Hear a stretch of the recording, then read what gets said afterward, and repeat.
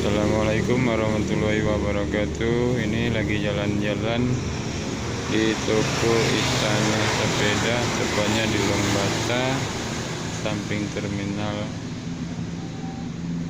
di depan kantor PAN Banda Aceh. Sekalian ngantar teman untuk servis sepedanya yang kemarin baru beli second, tapi secondnya masih second baru setengah bulan dipakai sama yang punya, lalu dijual kembali.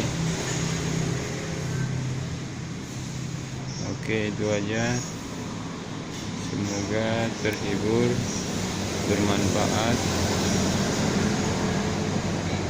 Di sini ada sepeda anak-anak, sepeda anak cewek, kereta sorong bayi, untuk orang dewasa dan remaja pun banyak.